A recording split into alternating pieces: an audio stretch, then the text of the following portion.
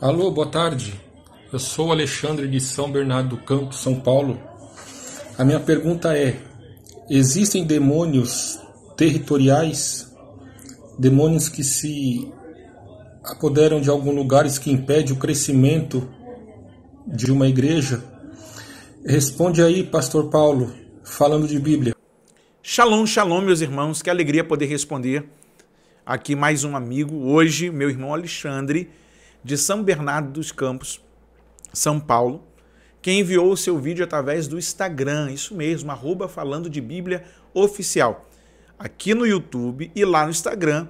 Aqui no YouTube você segue, você se inscreve, lá no Instagram você segue. Você pode também nos seguir lá e enviar a sua pergunta, nós vamos interagir com você. Nosso irmão Alexandre pergunta sobre demônios territoriais. A primeira coisa que a gente precisa entender é que se tem um atributo que é só de Deus, é a onipresença. Os demônios não têm isso. Então eles ficam em alguns lugares. E o demônio que perturba aqui não perturba lá. Ok? Ele pode perturbar aqui e correr para o outro lado, mas ele não está em todos os lugares. Deus, na sua onipresença, está em todos os lugares, inclusive no inferno. Porém, Deus não habita em todo lugar. Deus não habita nem em templos feitos por mão de homens. E aí a gente precisa passar a entender também que nada e nem ninguém pode impedir o agir de Deus. Isaías 43:13, escrito está. Escrito está. Ainda antes que houvesse dia, eu sou. E ninguém há que possa fazer escapar das minhas mãos. Agindo eu, quem impedirá? Ou seja, nada e nem ninguém pode impedir o agir de Deus, que é todo-poderoso. E aí alguns irmãos ficam naquela, não, pastor, por quê? É até um aperitivo da nossa querida Valnice Milhomens, que por muito tempo fez congressos de batalhas espiritual no Brasil e fora do Brasil, e a gente foi doutrinado a falar contra potestades, principados, agentes da malignidade. O termo diabo, né, que é a ideia diabolos do grego, Rassatã no hebraico, e lá na frente, e lá em Mateus vai ser chamado de Apolió. Em todos esses nomes e nomenclaturas, ele é uma espécie de oposição. Você sabe que os demônios são de natureza espiritual. Eles são anjos caídos, que foram destituídos da eternidade, da glória de Deus, da presença de Deus, e estão perturbando a terra. Pastor, pode um demônio impedir a obra de Deus? É lógico que não, porque é uma promessa sobre nós, em Mateus capítulo 16, que as portas do inferno não prevalecerão contra a igreja do Senhor. Mas tem demônio que atua numa determinada área. Por exemplo, se você der uma volta aqui no Rio de Janeiro, em alguns lugares você vai ver que tem coisas que são específicas e que de tempo em tempo as pessoas são aprisionadas naquilo. Você sabia disso? Preste atenção nas coisas ao seu redor. Os adolescentes de ontem, os adolescentes de hoje, a galera que era da sua época, algumas coisas que eles faziam. E aí a gente precisa meditar um pouco mais nessa questão, porque as pessoas vivem dando glória ao diabo. Eu gosto muito do termo de Martinho Lutero, no seu livro Nascido Escravo, que ele diz que o diabo é um cão na coleira de Deus. E outro dia houve maior tumulto aqui porque eu disse que o diabo era o servo mais fiel de Deus, porque ele só faz o que Deus manda ou o que Deus permite. Ele não pode fazer nada sem que ele não esteja debaixo da permissão de Deus. Nós, homens, é que cismamos e dizemos, não, eu vou usar o meu livre-arbítrio, eu faço o que eu quero, meu corpo, minhas regras, é do meu jeito, é da minha maneira e ponto final. Nisso aqui Deus não manda não. Ué, Deus só quer o coração, né? Tá bom. Abra sua Bíblia comigo, Marcos, capítulo de número 5. E chegaram à outra margem do mar, a província dos Gadarenos, lá na Decápolis, naquelas cidades lá que os romanos também dominavam. E saindo ele do barco, aquele falando de Jesus, lhe saiu logo ao sepulcro, ao encontro dos sepulcros, um homem com espírito imundo, o qual tinha a sua morada nos sepulcros, e nem ainda com cadeias o podia alguém prender. Pensa num demônio brabo, irmão. Porque tendo sido muitas vezes preso com grilhões e cadeias, as cadeias foram por ele feitas em pedaços, e os grilhões em migalhas, e ninguém o podia amansar. E andava sempre de dia e de noite, chamando pelos montes e pelos sepulcros, e ferindo-se com pedras. Ou seja, falando sozinho e se ferindo. E quando viu Jesus ao longe, correu e adorou. E clamando com grande voz, disse: que tenho eu contigo, Jesus, Filho do Deus Altíssimo? Conjuro-te por Deus que não me atormente. Olha que capeta abusado. Está escrito na Bíblia, falando de Bíblia. Verso 7. E clamando com grande voz, disse: que tenho eu contigo, Jesus, Filho do Deus Altíssimo?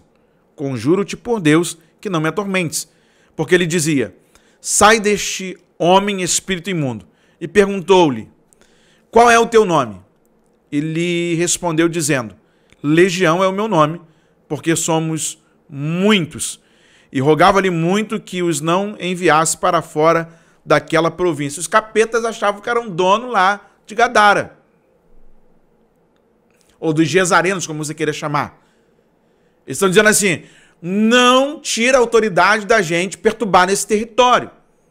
A gente está tão acostumado aqui que parece que é nosso. Está tudo dominado pela gente. E aí eu tenho que lembrar as palavras do Dr. Russell Shedd, que ele faz o comparativo de legião como a tropa romana na sua legião de soldados, que equivalia de 5.000 a quase 10.000 soldados. Não há uma matemática precisa, dependendo de quem estava na frente da batalha. E aí ele faz uma equivalência numérica para tentar falar aqui o que é que está acontecendo. É dentro de uma cidade, capeta fazia uma desgraça na vida do rapaz.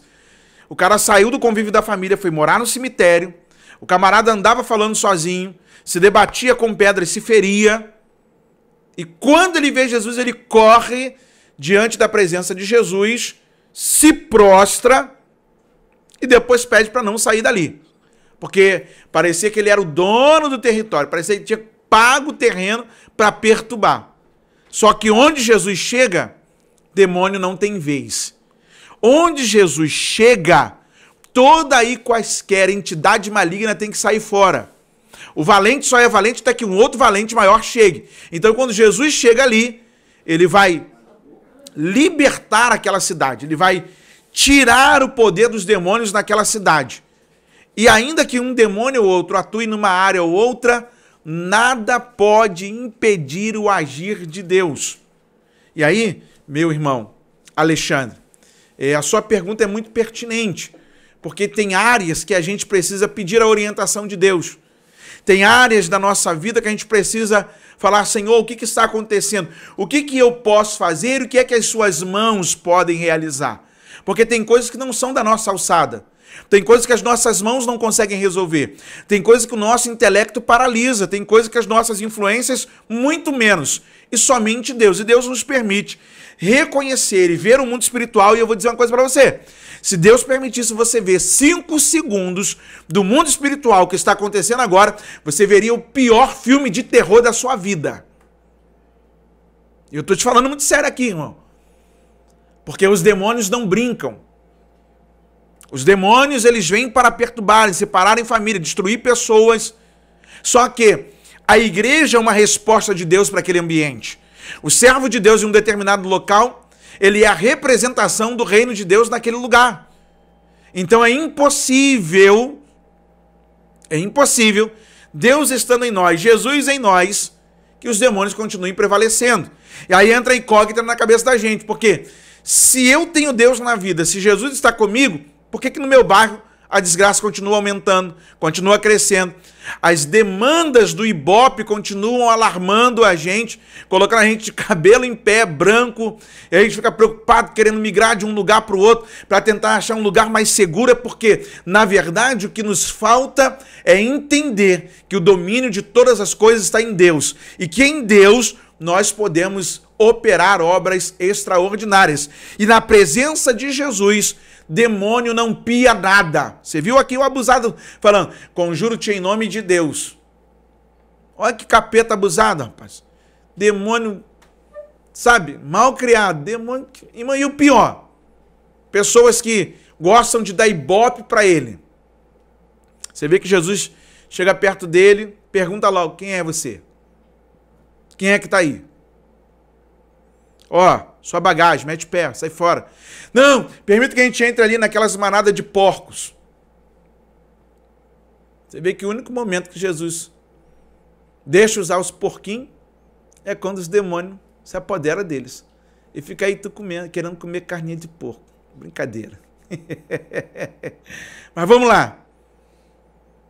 Irmão Alexandre, nós precisamos entender que do Senhor é a terra, Salmo 24, e a sua plenitude, o mundo e todos aqueles que nele habitam.